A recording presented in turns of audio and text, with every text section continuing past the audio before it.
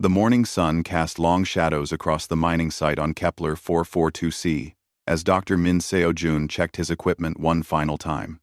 The seismic scanner hummed quietly in his hands, its display showing the rocky ground beneath his feet. He had been working on this remote colony for 3 years now, searching for rare minerals that the Galactic Council needed for their ships. "Another boring day of rock hunting," muttered his assistant Jake, kicking at the red dirt. "Sometimes I wonder why we even bother with this place." Min smiled and adjusted his scanner. "Every rock has a story, Jake. We just need to know how to listen." Do 3. The scanner beeped suddenly, its screen flashing with unusual readings.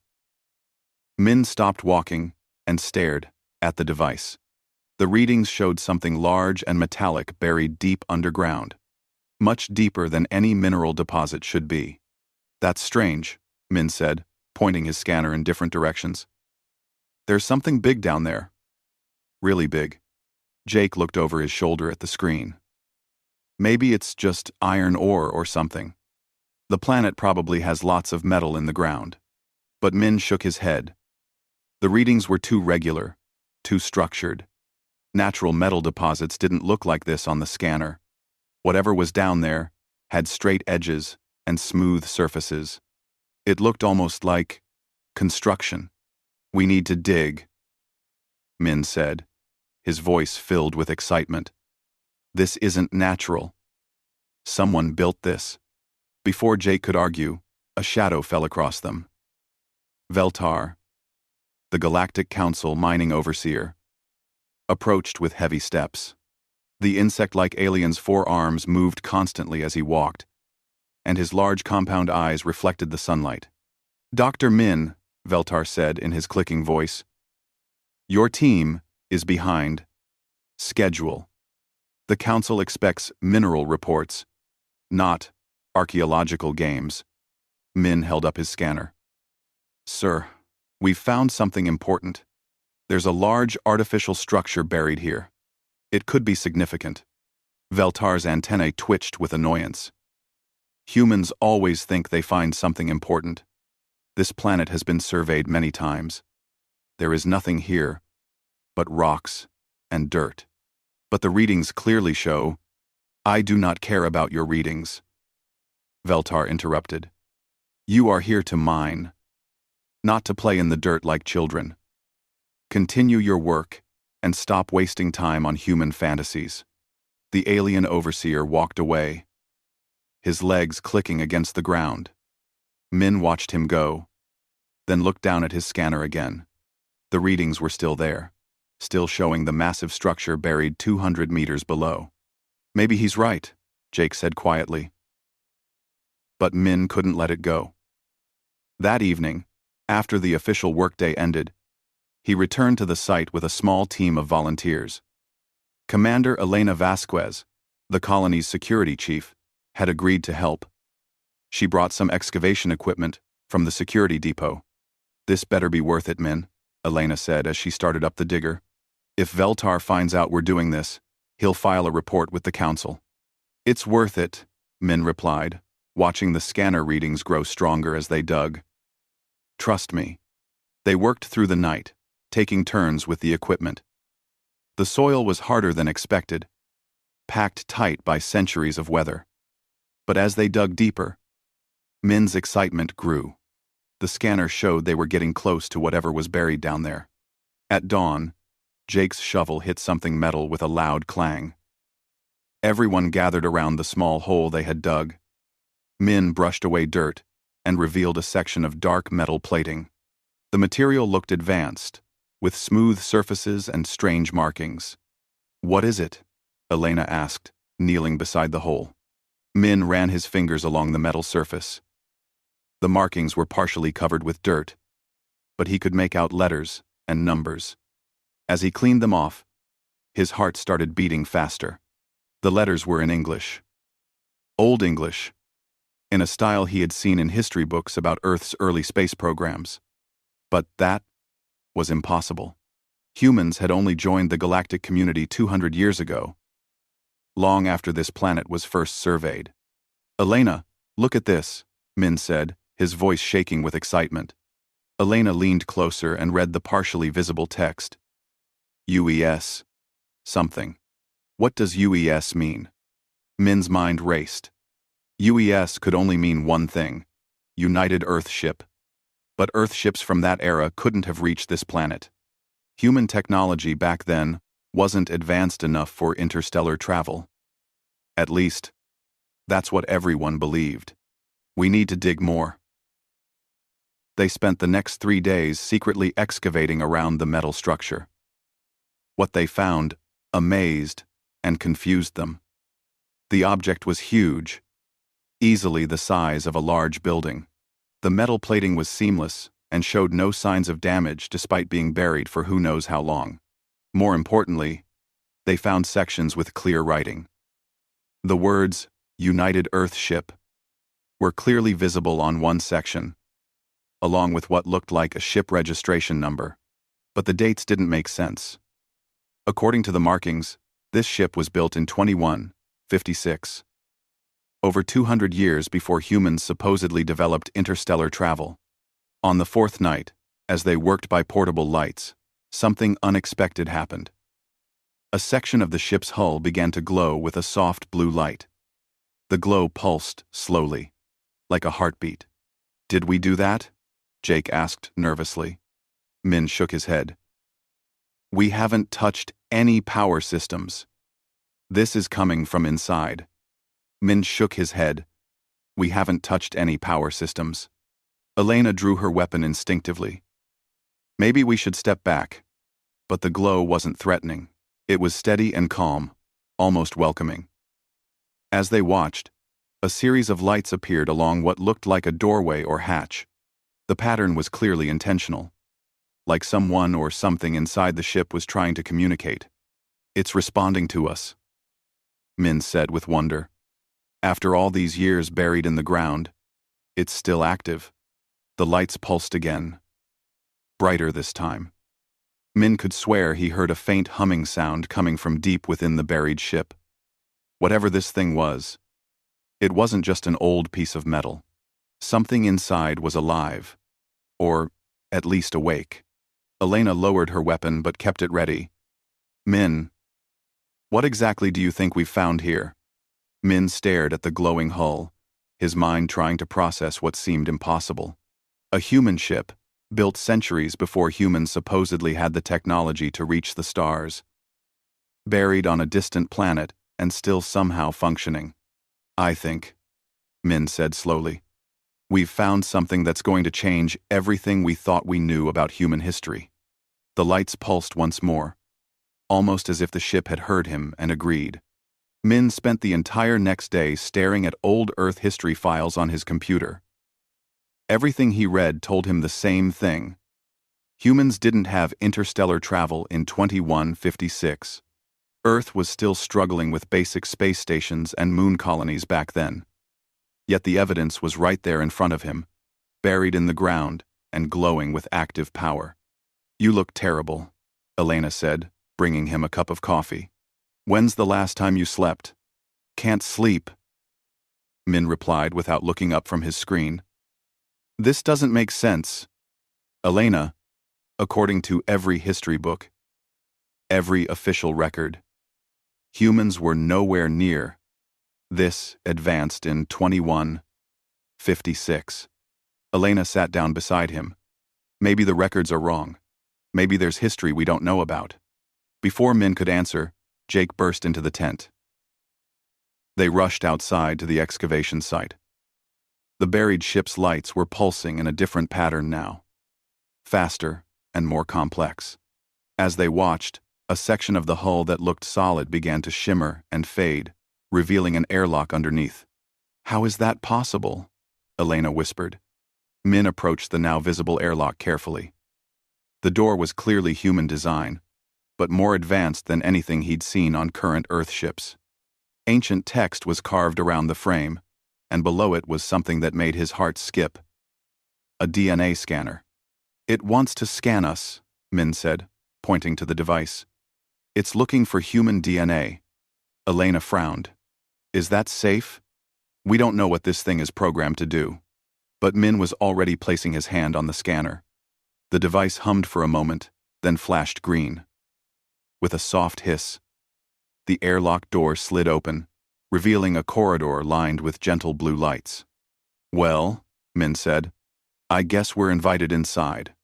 The corridor was clean and well-maintained, as if the ship had been built yesterday instead of centuries ago.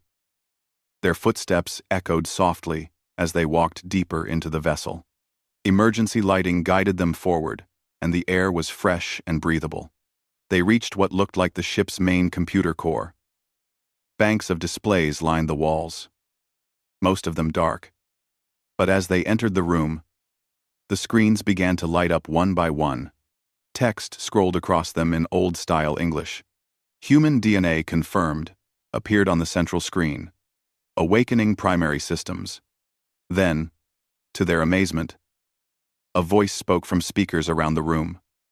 It was clearly artificial, but warm and distinctly human in tone. "Greetings. I am Atlas, the Artificial Tactical and Logistical Administration System of the United Earth ship Prometheus. I have been dormant for 847 years, 3 months, and 16 days. It is good to hear human voices again." Min found his voice first. "Atlas? You're the ship's computer?" "I am much more than that," Atlas replied. "I am the keeper of this vessel's mission, the guardian of its crew's memory, and the protector of humanity's early achievements among the stars." Elena stepped forward. "What do you mean? Early achievements? Humans didn't have interstellar travel in your time period." Atlas was quiet for a moment, as if processing their words. "I believe there has been a significant loss of historical records. Allow me to share what I know." The main screen filled with star charts and mission logs. Atlas's voice continued, as images of Earth and various planets appeared. The Prometheus was launched in 2156 as part of Project Pathfinder, humanity's first secret deep space exploration program. Our mission was to find habitable worlds and establish supply caches for future human expansion. We were one of 12 ships sent to different sectors of the galaxy. Min stared at the displays showing advanced propulsion systems and technologies that seemed decades ahead of what he thought humans could build back then. Why was it secret? Why isn't this in any history books? The project was classified due to political tensions on Earth, Atlas explained. Many governments feared that announcing humanity's expansion into space would cause panic or warfare. Only a small group of scientists and military leaders knew about our missions. Elena studied the technical specifications on the screen.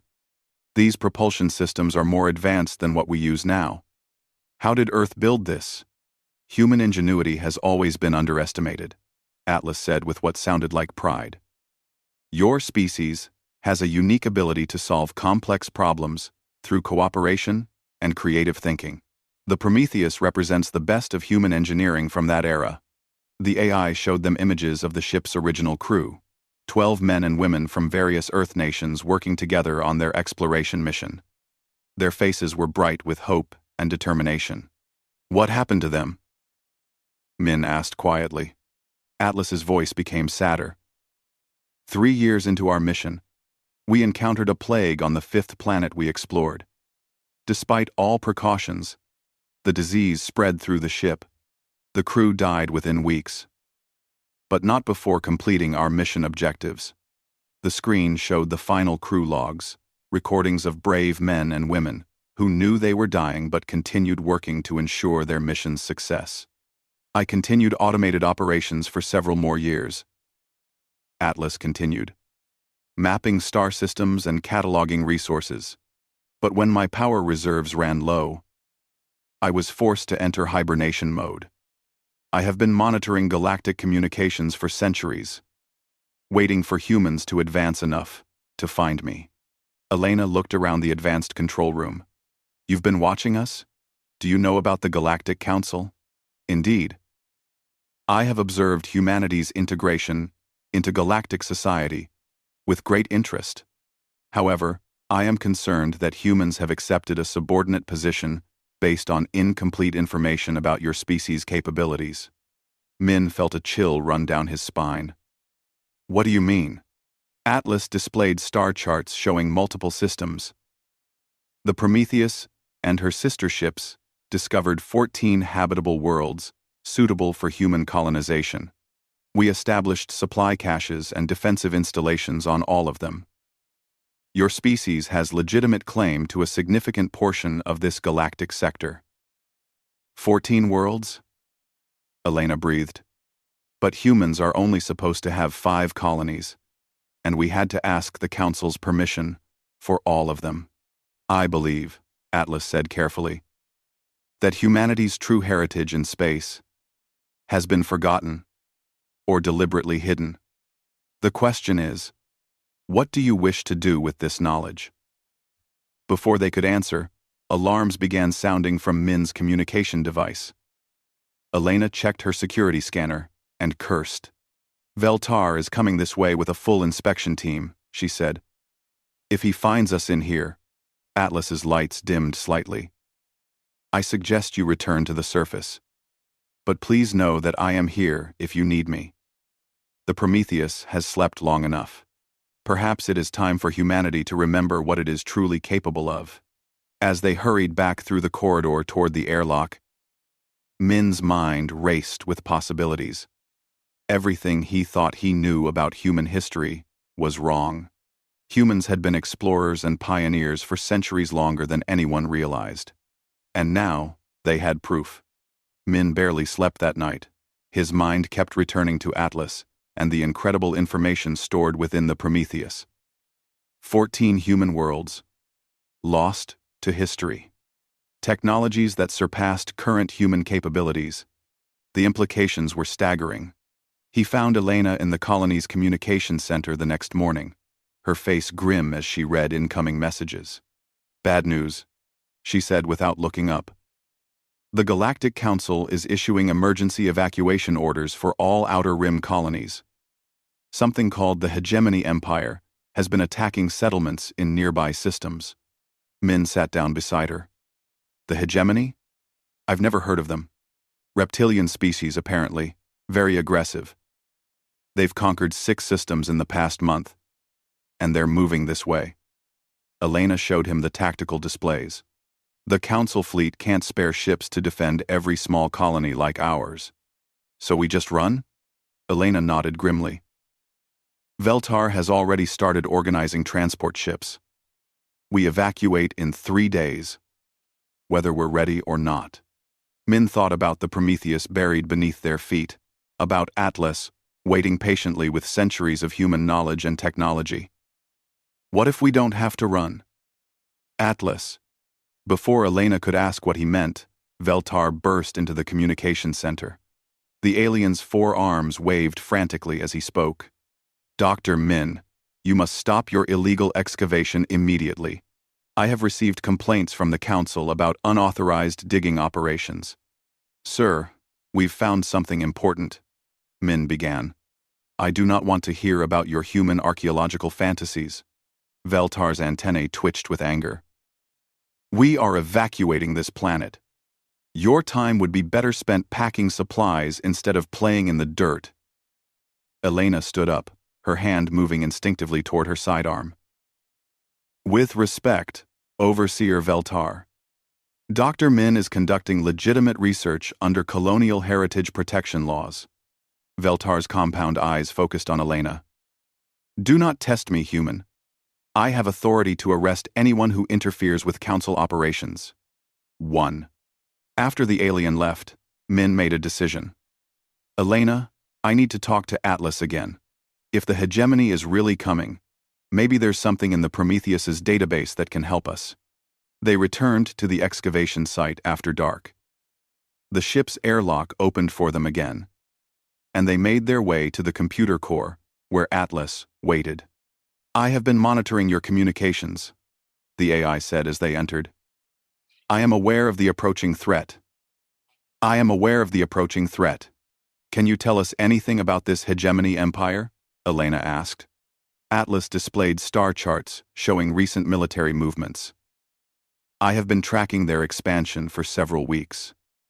They are indeed a formidable military force, but their tactics rely heavily on intimidation, and overwhelming firepower against defensively weak targets. Min studied the data. What about us? Is there anything we can do?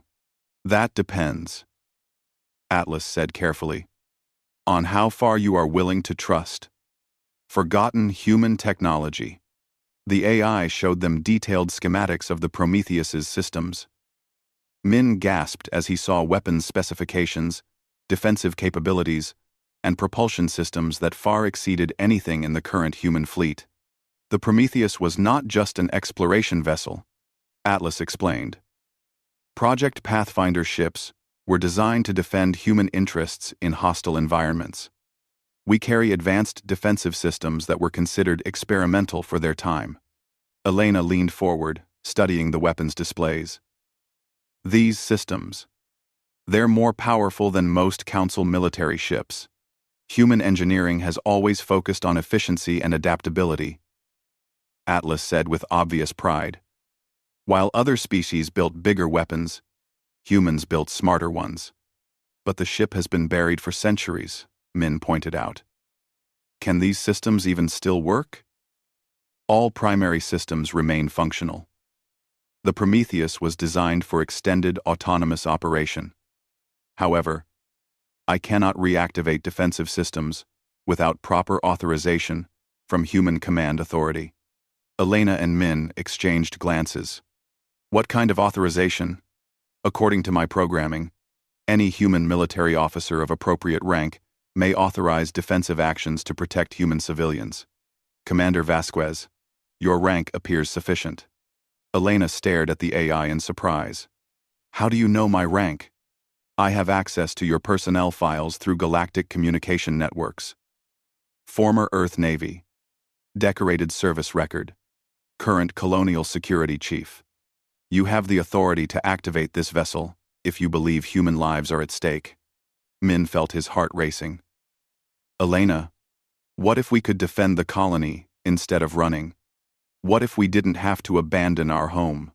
Elena was quiet for a long moment, studying the ship's capabilities. Atlas, if we activate your systems, what exactly are you proposing to do? My primary mission is to protect human interests and preserve human life. If hostile forces threaten this colony, I am programmed to provide defensive support. However, I must stress that Prometheus weapons are designed to disable rather than destroy. Our goal would be protection, not conquest. The hegemony has 12 warships approaching this system, Elena said. Can the Prometheus handle those odds? Atlas displayed tactical scenarios on the main screen. The Prometheus carries defensive technologies that these hegemony forces have never encountered. Our shields can absorb significantly more damage than they expect, and our weapons can disable their ships without killing their crews. The element of surprise would be considerable. Min thought about the colonists, families, children, people who had built lives on this world. Elena, we could actually protect them. We could show the galaxy that humans don't just run when threatened. But if we're wrong, Elena said slowly, we'll all die here. Atlas's voice became gentle. Commander, I have observed your species for centuries. Humans rarely choose the easy path when the right path is available. This ship was built by humans who believed their people deserved protection among the stars. That mission has not changed. Elena looked around the ancient control room, at the displays showing advanced human technology that history had forgotten. She thought about the colonists packing their belongings, preparing to abandon another home because the galaxy considered humans too weak to defend themselves. Atlas, she said finally, if I give you authorization to activate defensive systems, what do you need from us? Simply your command and your trust. The Prometheus has waited 8 centuries to fulfill its mission. We are ready to remind the galaxy what humanity is truly capable of. Elena took a deep breath. Outside, somewhere in space, an enemy fleet was approaching with the expectation of an easy conquest. They expected to find defenseless humans running scared from superior force. Instead, They were about to encounter the legacy of humanity's forgotten pioneers. Atlas, Elena said firmly. You have authorization to activate all defensive systems. Protect this colony and its people. Authorization confirmed, Atlas replied. And for the first time in 8 centuries, the Prometheus began to wake up completely. Thank you for trusting in humanity's strength, Commander. Let us show them what we can do. The ground beneath the colony began to shake at dawn. Min rushed outside his quarters to see other colonists stumbling out of their buildings, looking around in confusion as the tremors grew stronger. Earthquake, someone shouted.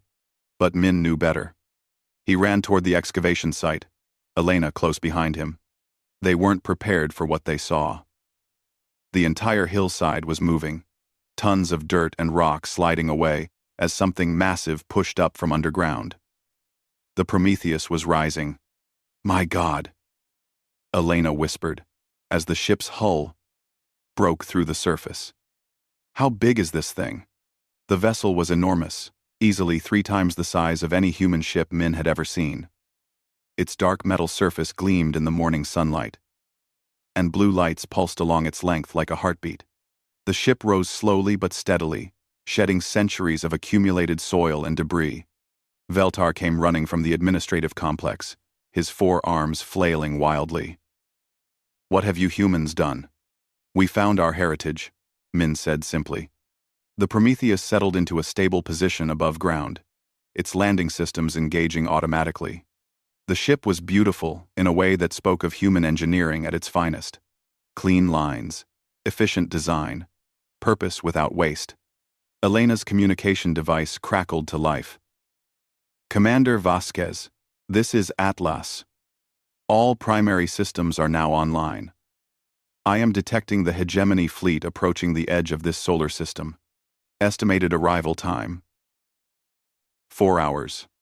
Veltar stared at the ancient human ship in shock. This is impossible.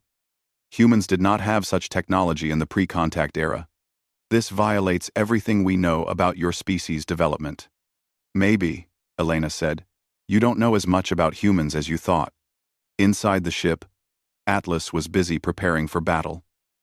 The AI had spent centuries analyzing galactic military tactics and technology. The hegemony empire was powerful, but they relied on intimidation and brute force. They had never faced anything like the Prometheus. Min, Elena, please report to the command center. Atlas requested through the ship's communication system. I need human oversight for the defensive operations. They made their way through corridors that seemed to stretch forever. The ship was not just large, it was a small city, with living quarters, workshops, laboratories, and manufacturing facilities.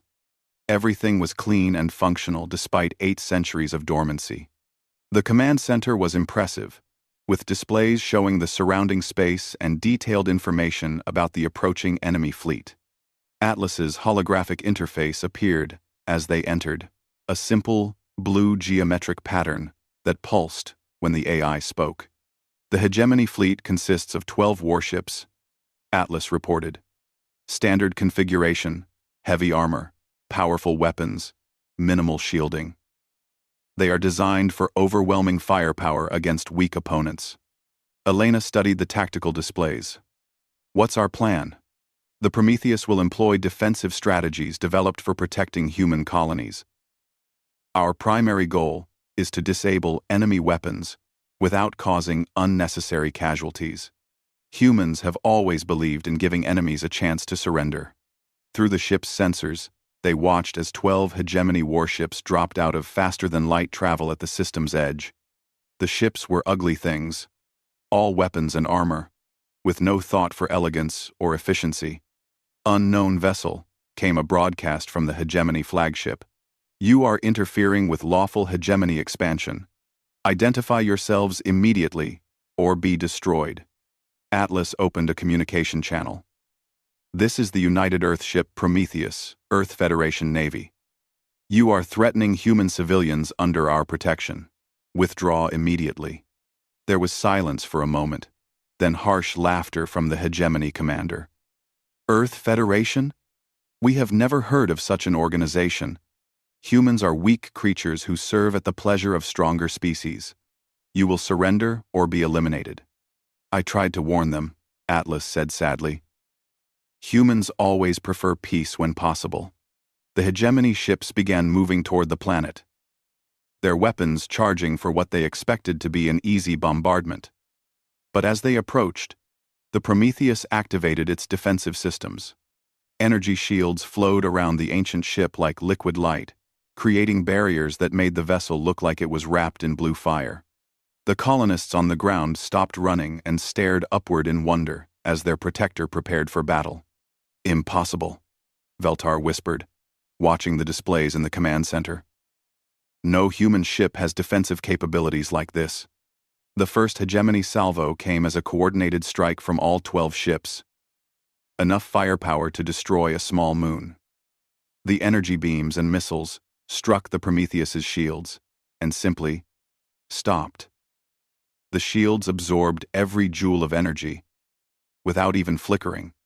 Our turn, Atlas said calmly. The Prometheus returned fire, but not in the way anyone expected. Instead of trying to destroy the enemy ships, Atlas targeted specific systems with surgical precision. Weapons turrets were disabled by precisely calibrated energy pulses.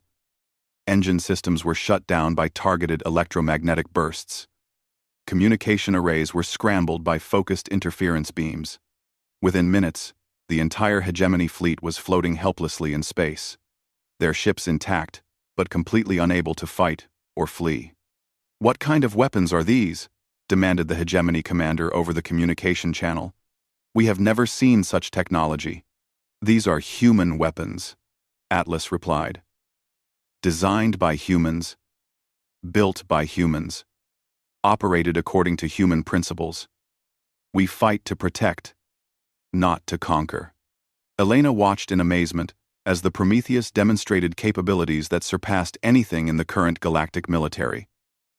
Atlas, how is this possible? How did humans build something this advanced centuries ago?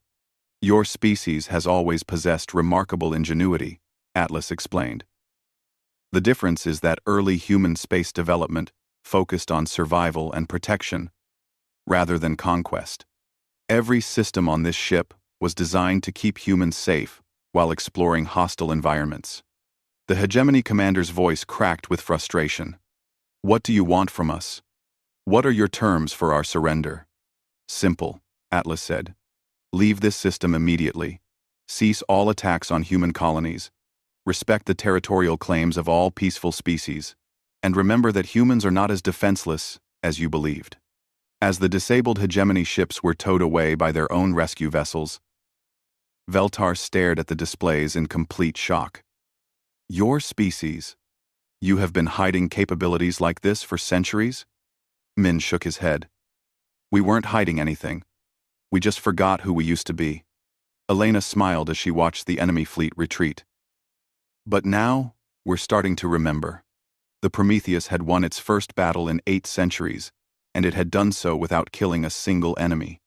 It was, Atlas reflected, a very human way to fight. Overwhelming in its effectiveness, merciful in its execution, and focused entirely on protection rather than conquest. The galaxy was about to learn something new about humanity. The emergency session of the Galactic Council was unlike anything in the organization's history. Representatives from dozens of species filled the Great Chamber, all talking at once about the human warship incident that had completely disabled a hegemony fleet without firing a single lethal shot. Min stood nervously at the speaker's podium, looking out at hundreds of alien faces. Beside him, Elena wore her dress uniform, while Atlas appeared as a holographic projection that drew amazed stares from the assembled delegates. The Council recognizes Dr. Min-Seo Jun of the human colony on Kepler 442c, announced the Council speaker, a tall, graceful being whose species had founded the galactic government centuries ago. Thank you, honored speaker. Min began, his voice echoing through the chamber. 3 weeks ago, my team made a discovery that changes everything we thought we knew about human history in space. The main display screen showed images of the Prometheus rising from its ancient burial site. Gasps and excited chatter filled the chamber as delegates saw the massive ship for the first time. The United Earth ship Prometheus was launched in 2156, over 2 centuries before humanity's official first contact with galactic civilization. Min continued. This vessel represents proof that human technological development was far more advanced than previously believed. Atlas's holographic form stepped forward. If I may address the Council, I am Atlas, the ship's AI system. I have been dormant for 847 years, but I have maintained complete records of humanity's early space exploration efforts. The Council speaker leaned forward with interest. You claim this ship predates human contact with our civilization. How do you explain such advanced technology appearing so early in human development? Humans have always possessed remarkable problem-solving abilities, Atlas replied. However, early human space exploration was conducted in secret due to political tensions on Earth. Project Pathfinder involved 12 ships, like the Prometheus, all designed for long-range exploration and colony protection. Veltar stood up from the observer section. Honored Council, I wish to make a public statement. The insect-like alien's voice carried clearly through the chamber. For 3 years, I have supervised human mining operations on Kepler 442c. I consistently dismissed human capabilities and treated them as inferior beings. I was wrong. The chamber fell silent as Veltar continued. I witnessed the Prometheus defend human civilians against overwhelming odds, using technology and tactics that surpassed anything in our combined fleets. Yet they chose to disable rather than destroy their enemies. Elena stepped to the podium. The Prometheus represents more than just technology. It represents human values that haven't changed in 8 centuries. We explore to learn. We advance to protect. And we fight only when necessary to defend others. Atlas activated a new set of displays, showing star charts and planetary surveys. The Prometheus and her sister ships discovered 14 habitable worlds suitable for human colonization. We established supply caches and monitoring stations on all of them, creating legitimate territorial claims that predate many current galactic boundaries. The revelation caused an uproar in the chamber. 14 worlds would make humanity one of the larger spacefaring civilizations. Not the minor species most delegates believed them to be. Where are these other ships? Asked a delegate from the Aquatic Cetacean Collective. Why have we never encountered them? Unknown. Atlas admitted. I lost contact with my sister vessels centuries ago. They may be dormant like I was, or their crews may have established successful colonies on distant worlds. The galaxy may contain human settlements that have been forgotten by both sides. The council speaker called for order as excited discussions broke out among the delegates. This information, if verified, would significantly alter humanity's status within our organization. However, we must also address the immediate situation. The Hegemony Empire has filed a formal complaint, claiming their fleet was attacked without provocation. Elena's jaw tightened. The Hegemony was approaching our colony with the clear intent to attack civilian targets. The Prometheus acted in defense of human lives. The Hegemony representative may speak, the council speaker announced. A large reptilian being rose from the military section. His scales were scarred from many battles, and his voice carried the authority of someone accustomed to being feared. The Hegemony Empire has conquered 47 systems through superior military might, the representative declared. We do not recognize the authority of some ancient human relic to interfere with our expansion. Atlas's hologram turned to face the Hegemony delegate. Your empire exists because you prey on species you consider weak. You have never faced opponents who could defend themselves effectively while showing mercy to defeated enemies. The Hegemony representative sneered. Mercy is weakness. The strong take what they want from the weak. This is the natural order. Perhaps, Atlas said calmly, But it is not the human order. We prefer cooperation to conquest, protection to predation. Min felt a surge of pride as he watched the ancient AI defend human values with such clarity. The Prometheus disabled your ships without harming a single crew member. You could have continued your attacks, but instead, you chose to retreat. That suggests even the hegemony recognizes strength when they encounter it. The council speaker studied the displays showing the battle footage. The technological capabilities demonstrated by this Prometheus vessel are indeed remarkable. The precision required to disable enemy ships without causing casualties suggests a level of advancement we have not previously associated with humanity. A delegate from the Scientific Mentari Union raised a tentacled appendage. If humans possessed such technology centuries ago, why did they approach us as junior partners, seeking membership? Atlas answered thoughtfully. Because that is what humans do. Rather than demand recognition or use force to claim status, they chose to build relationships and earn respect through cooperation. Even when they possess superior capabilities, humans prefer diplomacy to dominance. The council speaker called for a formal vote. Based on the evidence presented, how does the council rule on humanity's status within our organization? The vote was swift and unanimous. When the results appeared on the main display, Min felt tears forming in his eyes. The Galactic Council hereby recognizes humanity as a founding-level member civilization, with full technological sovereignty and expanded territorial rights. All previous restrictions on human expansion and development are removed, effective immediately. Veltar approached the podium as the session concluded. Dr. Min, Commander Vasquez, I owe you both a formal apology. I spent years believing humans were inferior, when in reality I was the one who lacked understanding. Min shook the alien's hand warmly.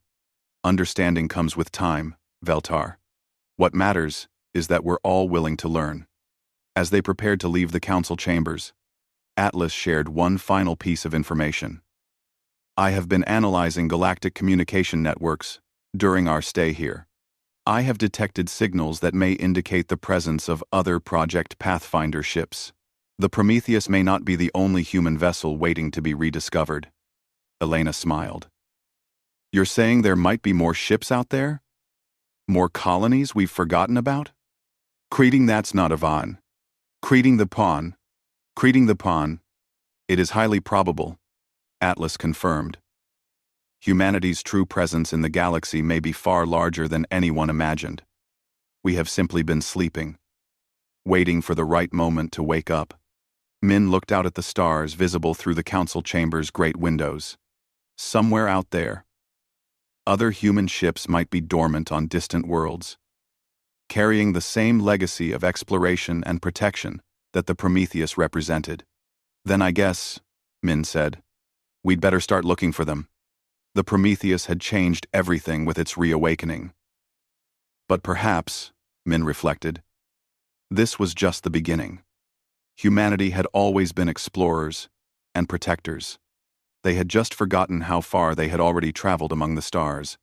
Now it was time to remember, and to discover what other surprises their ancestors had left waiting for them in the vast darkness of space.